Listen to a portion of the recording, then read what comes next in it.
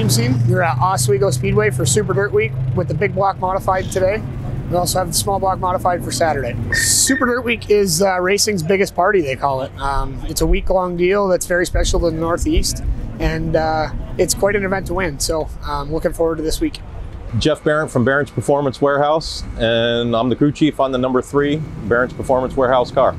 We're in Super Dirt Week here in Oswego, New York. It has been going on since 1972, I believe. This is the 50th year. It's just tradition for my family. My father was doing it back when I was a little guy, and it's just carried on. And here we are with Matt Williamson. Yeah, they're a lot of horsepower. I mean, these motors are built to the max. We're pushing a big heavy motor. 8,200 RPM, 8,100 RPM. It gets up there. So obviously to keep it together means one thing, and then be there at the end.